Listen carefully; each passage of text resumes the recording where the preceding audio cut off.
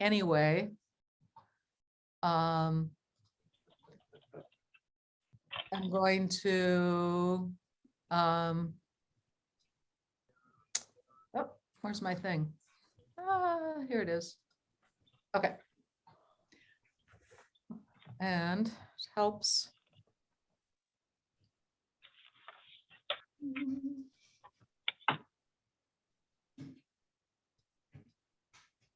There. Okay. So what I wanted to talk about today was classroom activities and ideas. And my name, I'm sorry, I never introduced myself to begin with. I'm Mary Jo Erickson. I'm a technical assistance provider at the U of O. I've been doing this job for 6 years right now. It's my 6th year. And before that, I was a transition specialist at South Eugene High School.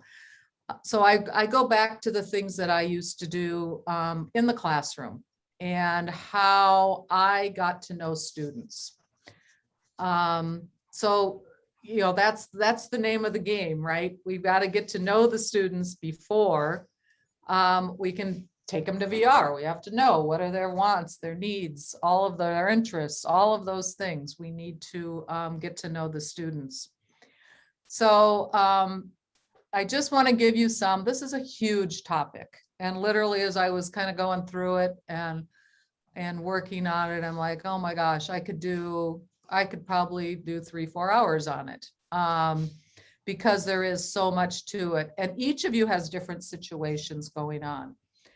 So we're talking here that we're looking at the sequence of our work-based learning, because our job right now, what we're trying to do with our community of practices, what are the things you need to do to get students into competitive integrated employment? That's our goal. That's the goal for all of you. And so how do we get them there? How do we get them ready? What do we do? I'm going to talk about classroom activities today, some different things, and I'm going to do it through the scaffolding of pre-ets, but then also talk about different ideas. Then we'll go into school activities next month, community activities and support and scaffold, and then also community activities, independent ones.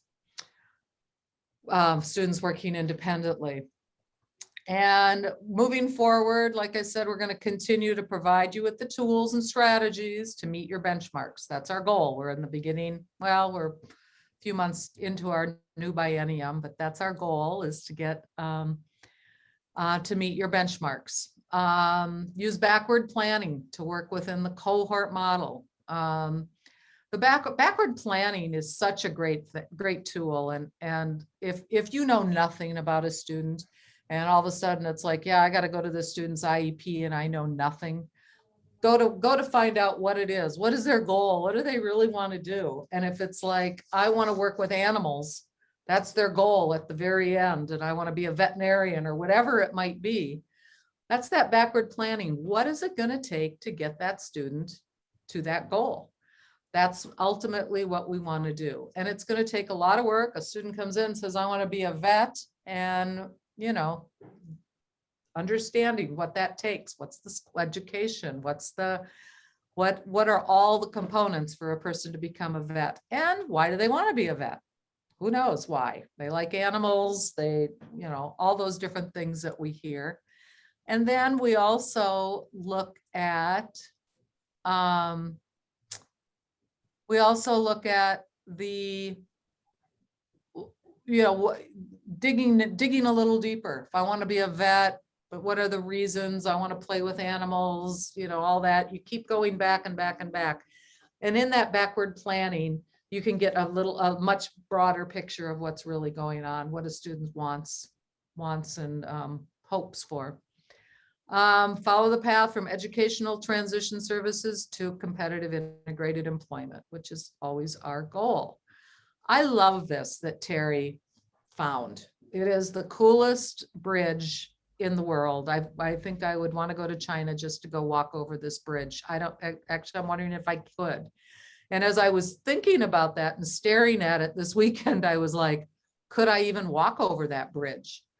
And I think back to high school, and I think I left high school and was 100% clueless as to what I was going to do next. I had no plans.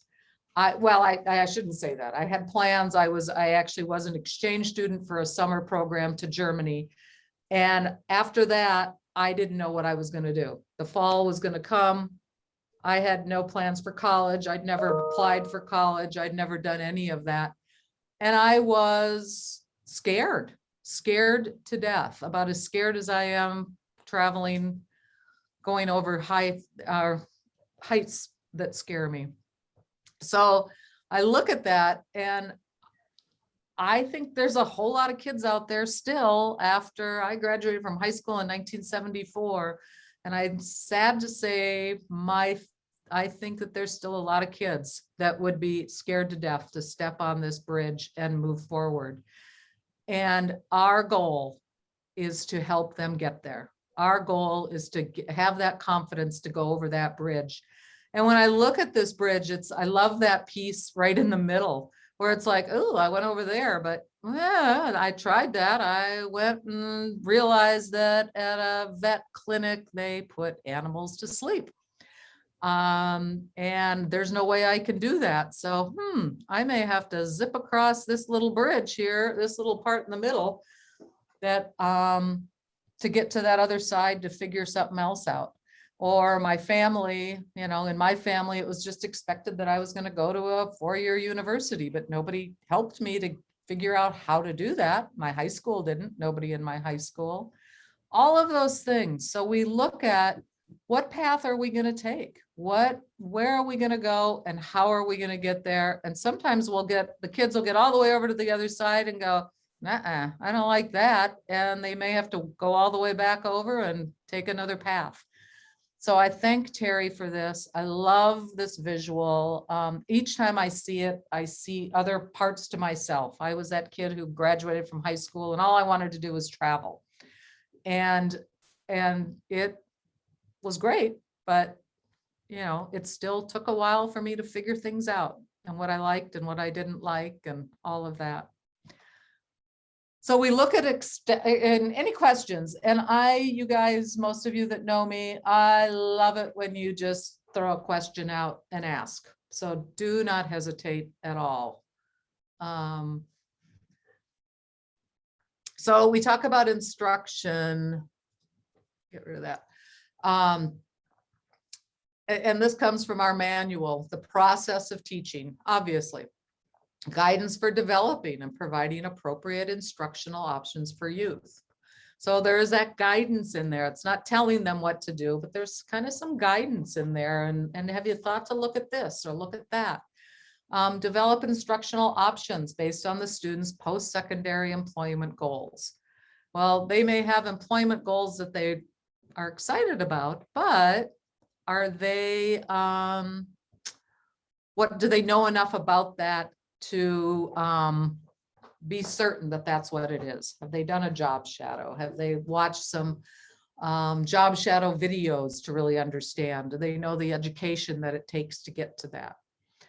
Provide opportunities for YTP students to learn the skills that will enable them to live, work, and learn independently in their communities.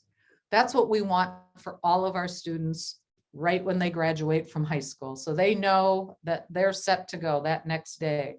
I knew the next day after I graduated that I was going to go to Germany for the summer and I would be back mid-September, but I had no idea what I was going to do after that. None whatsoever. And it wasn't a good feeling. And I feel you guys are there to help those kids be ready so that they don't have that feeling.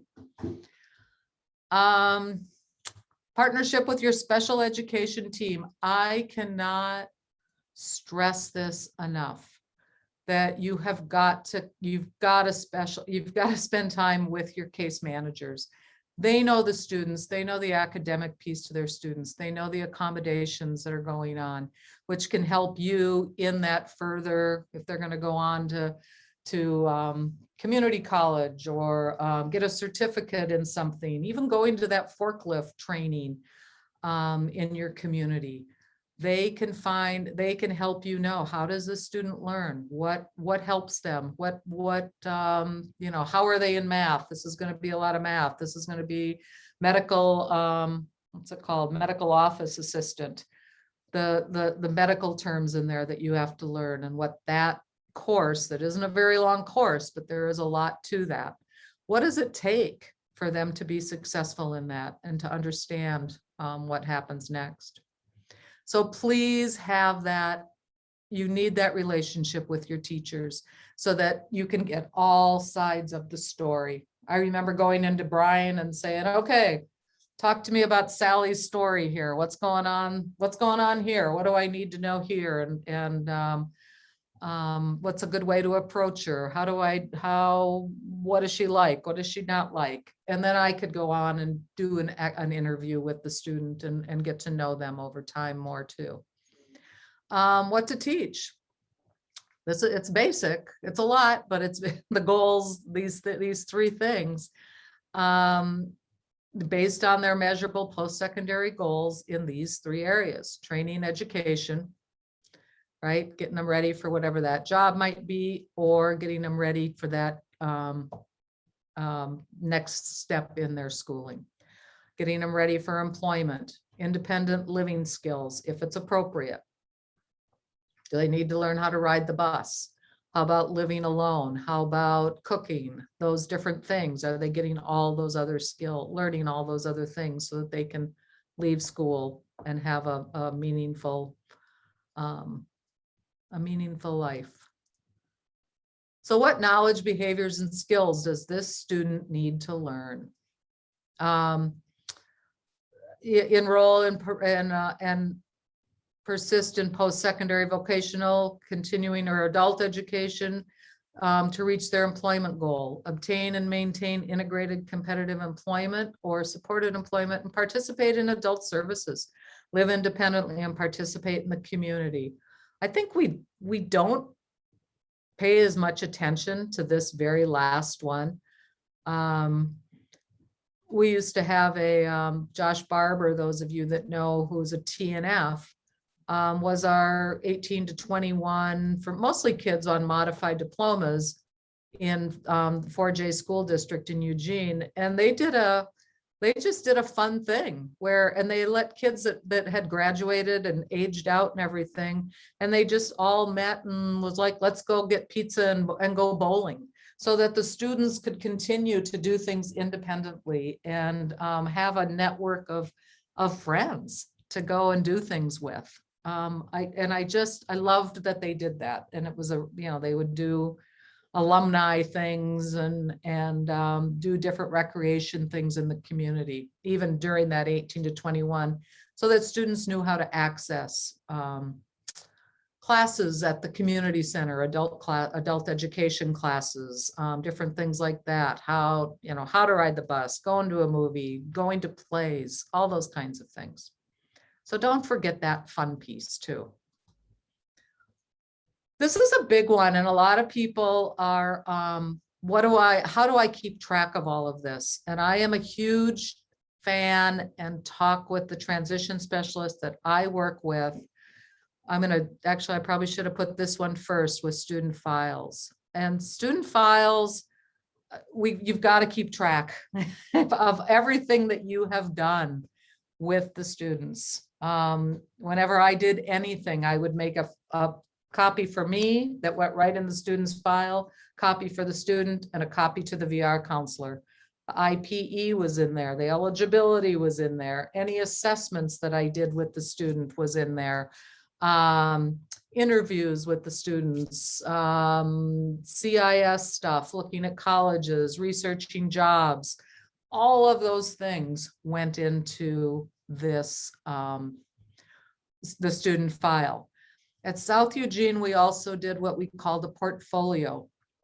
And in that, every year I made a big binder, and one of those great big ones. And that just had the things: education, IEP information, school information, all of that was in a portfolio that they had, so that when they left, that was theirs to take. Anything with VR that they did, their YTP intake papers, all of that stuff was in their portfolio. Also in Google Docs, keeping things in there. All of our students had Google Doc accounts that they could upload that information in. So however you figure it out, keeping track of all of the things, the amazing things you do, and doing that so the students have a copy of it. Your VR counselor, if the students do become YTP, not all of these students will be YTP, but when they do, you have that for your VR counselor. And then if you leave your job, if you end up retiring or whatever happens, that's there for the next transition specialist that comes in, and they can hit the ground running with what's been going on with students. So please, please, please, please remember to have some kind of filing system. Career-related learning standards. These, I'm not quite sure what's going on in all the different school districts with this. I could speak to what we did when I was a transition specialist. And it was a huge part of what I did for YTP, for transition, because students had to go out and do a 25-hour internship. Well, what better way to say I really want to work with animals than get them into a vet office where they had to spend 25 hours and then they had to do a presentation on it. Each school is different, how they do their career-related learning standards. So keep that in mind. If you're new and this is something you don't know about, talk to your folks in the Career Center, talk to your administrators and find out, what do we do here for career-related learning standards?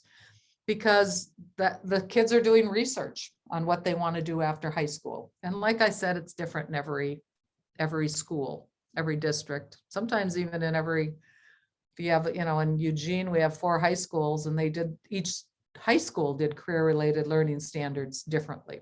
So pay attention to that. We look here, and I am really sorry, this is going to be fast, but I just want you to get an idea of different things that you can do, that you can think outside the box. We look at these 5 PREETs that you guys have all looked at over and over, and then you document them, and you're all doing an amazing job with that. But dig a little bit deeper. What are those things you can do? So our first one is examples on topics for job exploration and counseling. So, courses on career choices. You've got a student who's doing, wants to do something in computers. Well, what does that take? Go to the, look at the community college user guide and find out how much math do they need to have, so that they're getting that math done in high school, so that they understand that there's that component. They want to go into culinary. Well, in culinary, your school may have a culinary program. The students should be in those. Attend or provide a career fair. I know Southern Oregon did one this fall that I heard was absolutely amazing from the people that went to it. So I think those are starting up again. And so, sometimes they're run by the community. Sometimes they are run, different high schools in the area will put them on. Sometimes the Chamber of Commerce will put them on. There's a lot of different organizations within your community. So pay attention to that, see what's going out there. It's a great option for kids to talk about it. And before you take them, prepare them for what they're going to see. What are they going to, how do you go up to somebody and ask them? They're a software company, and have some questions. How do I apply? What kind of education do I need? So that kids can feel empowered and advocate for themselves to go up and ask these questions of these amazing, of these people who volunteer their time and come talk about their occupations. Virtual job shadows. Mandy talked to us about the Job Club. There are, through OLMUS and CIS and different things, different YouTube sites where you can kind of see what's a day in the life of I had a kid who wanted to be an engineer, but he didn't know how many engineers there were. different types of engineering. So it was like, let's go look at the day in the life of an engineer. And here's a chemical engineer, mechanical engineer, computer engineer, all of those things. And they were just like, I had no idea. My family just said I would be a good engineer. So let's look at those kinds of things. Bring in a community member for mock interviews. We know that that is not a possibility the way things are now for many of you bringing people into your schools. But be thinking about that for the future. Guest speakers, again, maybe you can do them virtually. I always had somebody come in from the city of Eugene in human resources, and she talked about, she hired for all the summer activities, you know, and so they hired a lot of kids in the summertime. And she came in and talked, and she walked right in and shook hands with everybody, and you know, look me in the eyes, and really had some great tips for kids. Education around the labor market. That's great. You want to be a chef and you live somewhere in Burns. Are there jobs in Burns for chefs? What's the labor market look like for that? Providing career interest inventories. CIS is my all-time favorite. Look at that. You know, get to know that. They do, Mary Tharp does trainings constantly. The folks there are amazing. And if you don't know how to use it or what to do, they are great people to get in touch with. Online tools, ONET is also another great spot to look. Group discovery class. I know out at North Bend, they did that out there with Barb and Rhonda and Darcy, and taught that class out there. So it's a great one to basically a wonderful transition class where the kids learn about themselves and different careers. Community outings with an employment focus, again, getting out in the community. And then job clubs. Some of you are doing great with that. We have the virtual job clubs that Mandy talked about earlier. Do that. Work-based learning experiences. Again, you all know these different things that are a part of that, in school or after school, outside the traditional school setting, including internships, activities tied to work experience, activities defined by training agreements, structured training tied to all aspects of an industry, learning competencies, and summer work experience are all under that. Look here at some different examples of those. Think about partnering with local providers for student visits and activities. Trying to think of some different things. Taking local work providers down in Southern Oregon, going to, I'm totally blanking on it. Carol, what's it called? In Medford.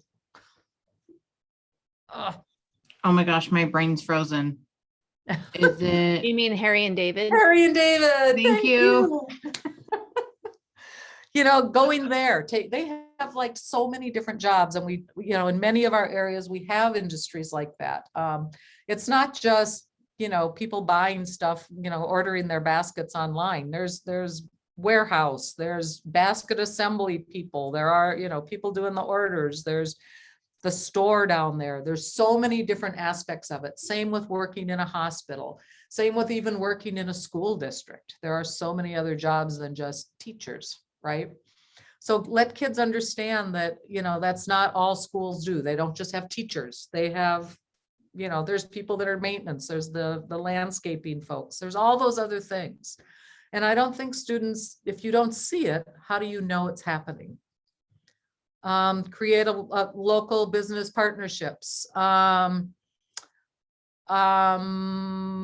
Ashley in Oak Ridge just told me that she put together a database of all the businesses in Oak Ridge. Oak Ridge is a small town.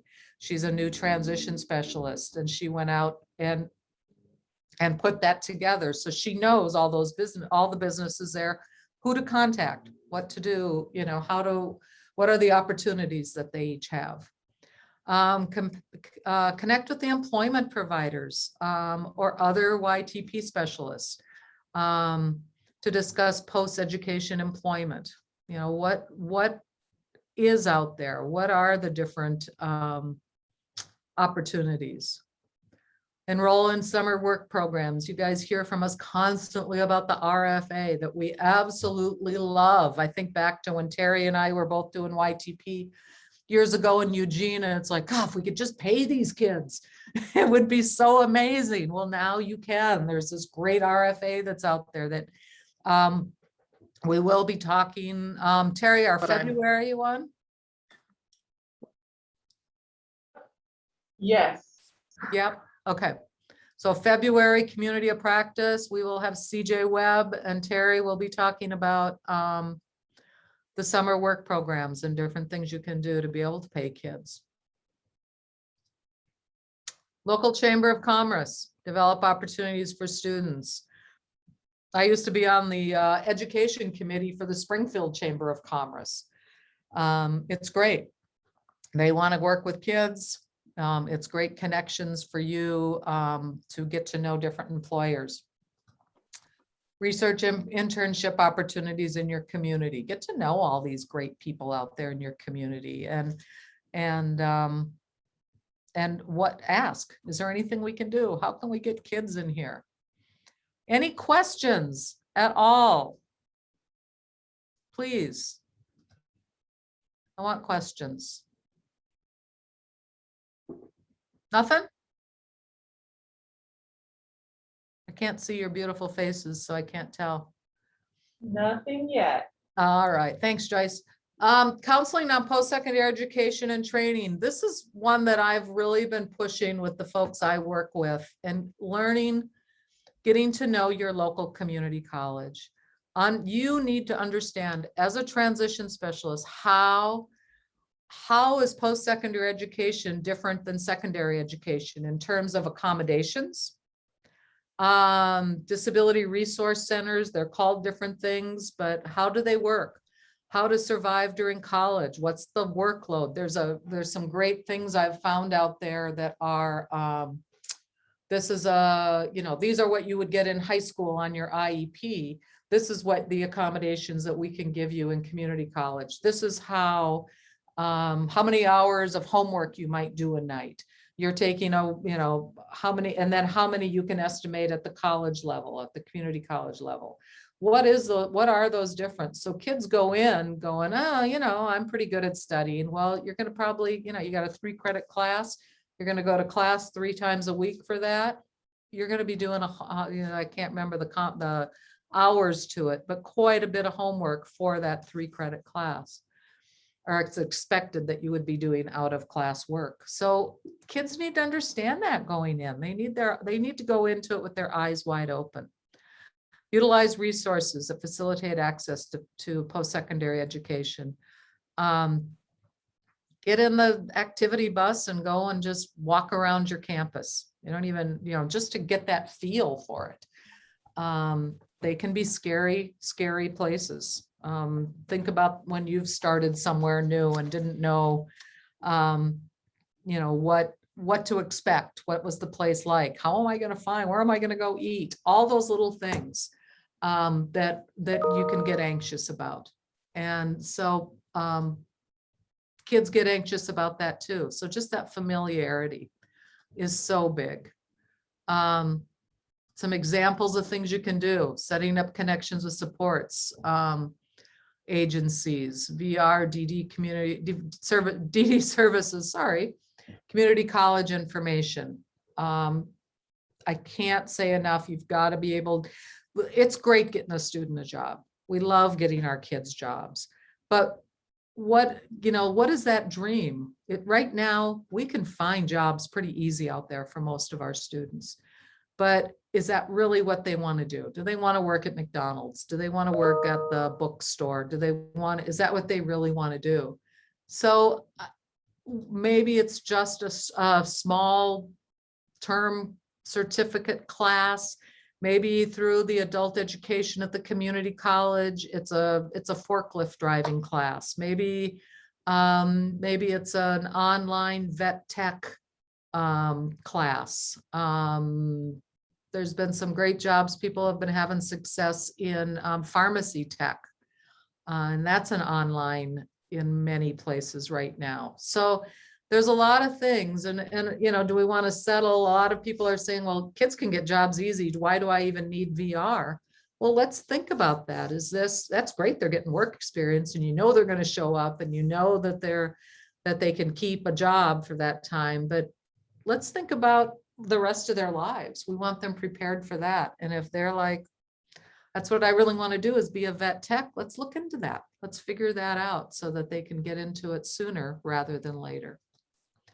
Tour the college or campus or trade school. That's a great one. Like I said, come to the university. I know Michelle Pruden brings students up here and they just walk around. They go up to LCC and look at that campus and just walk around the university campus.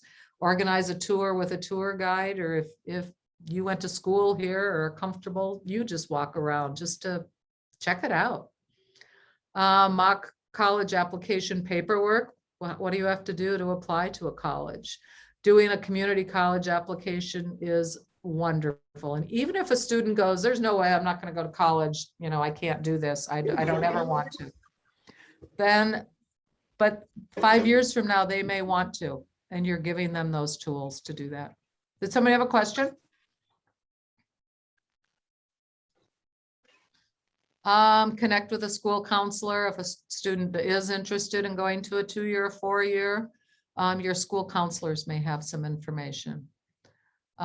You should definitely learn about testing accommodations for SAT and ACT.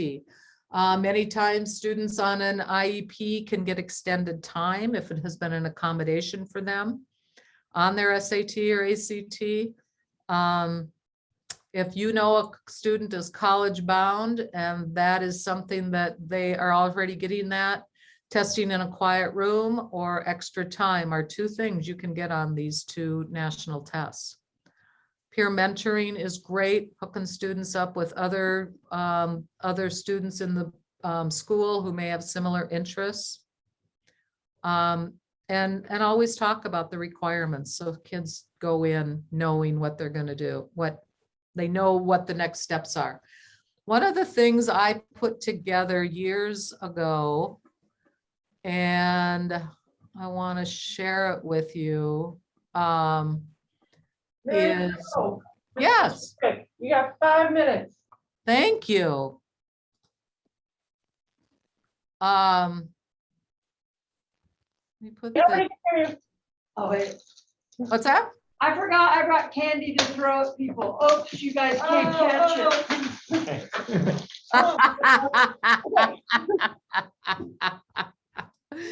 Oh, you guys are the best. Okay, let me go here. I just want to show you this. Oh, it's not working.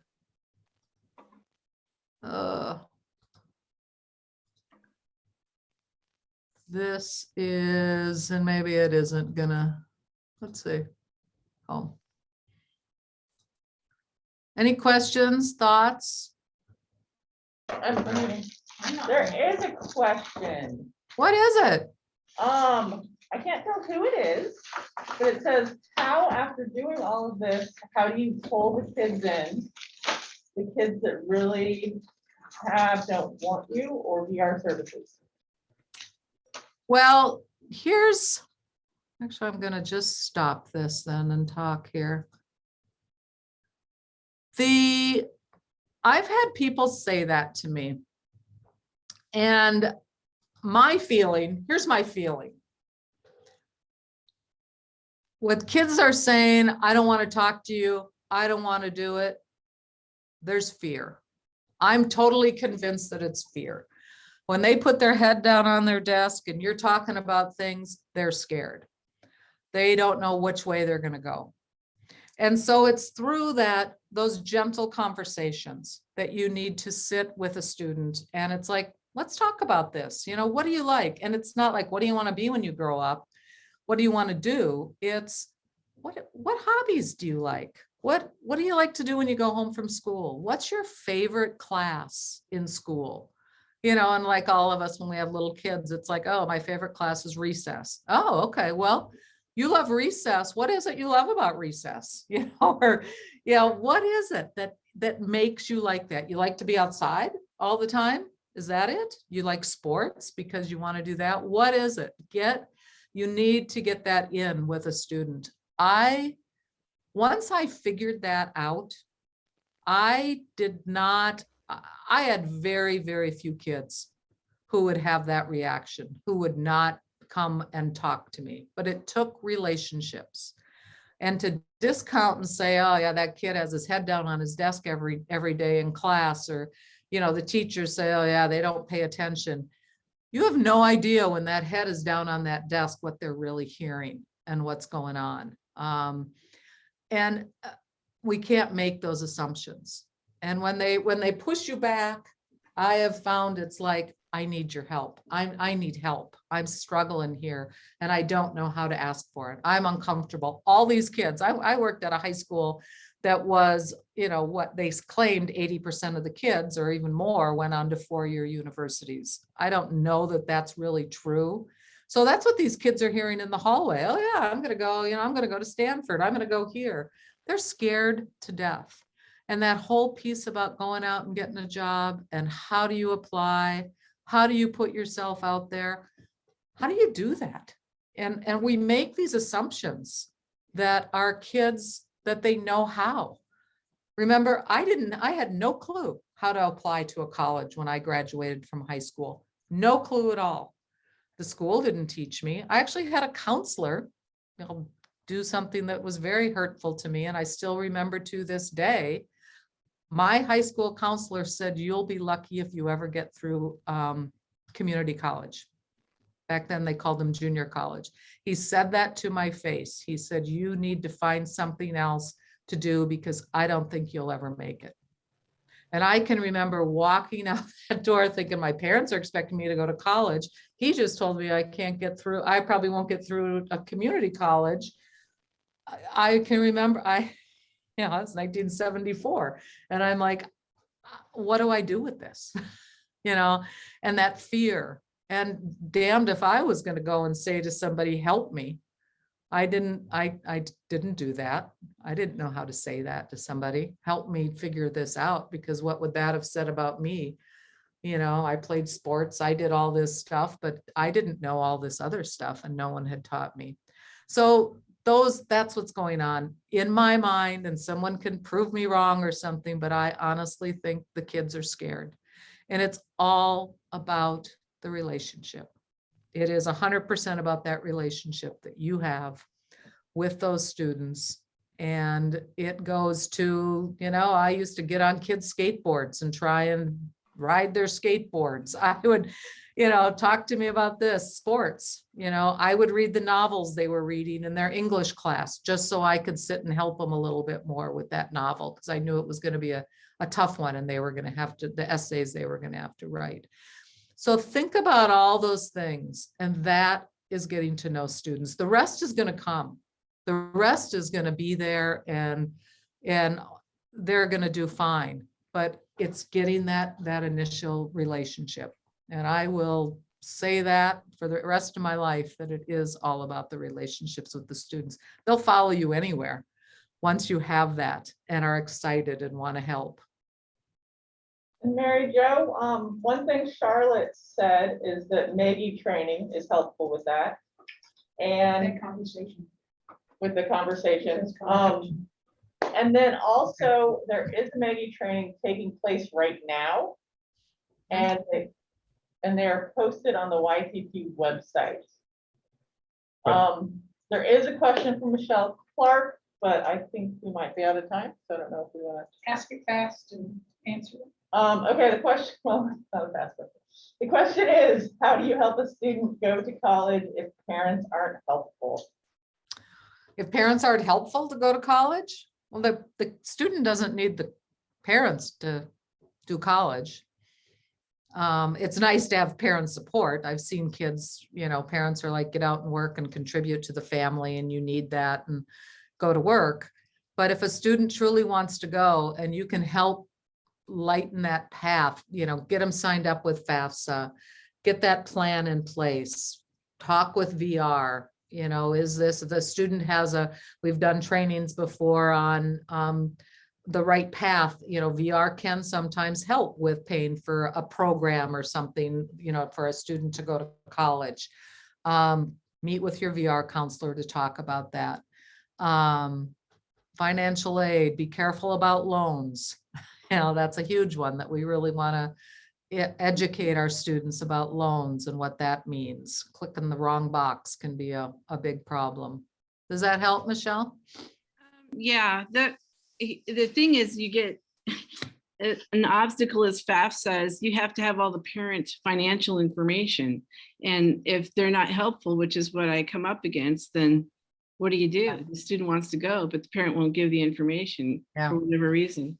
And that's a tough one. I mean, I've had students who qualified for McKinney-Vento and then they didn't have to have the parent information because they were homeless. That's a hard one. I agree.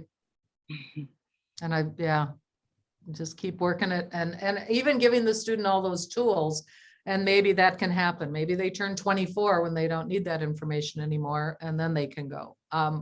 It's a hard one. Right. Charlotte put some ideas in the chat, building self-advocacy, self-determination, showing them how they can build a network of support that doesn't depend on their parents and family, or even looking for jobs that'll help them get into college. And then sometimes just talking to the parents and finding out what the parents' fear is. And you can always reach out to your CAP. Yep. Get more detailed information about specific issues. Joyce, you're so right there. I think as much as the kids are afraid of going to college, the parents are too. What does that mean? All they hear on the news is how expensive it is and how in debt kids are. Maybe they don't understand what a Pell Grant is. Maybe they don't understand the whole scholarship process. Maybe they don't know what all that means. They don't know that it might be a possibility, and you don't promise this until you've worked with your VR counselor and looked at all of that what FAFSA doesn't cover, maybe VR can. So there's all those different ways. Okay, thank you. Okay. And of course, I didn't get done, but I want to wish all of you the happiest of holidays and take care of yourself, celebrate your family, your loved ones, and from all of us on your YTP management team, where are they all? Make noise so they can hear you all. There they are. Have a great holiday. And if you have any questions, I'm happy to go over this. And I'm sorry, I spent too much time on OSTC and then didn't get through this. And but lots of ideas. Bye, Andre. So nice to see your face. You're right here. All right. Thanks, everybody. Thanks, everybody.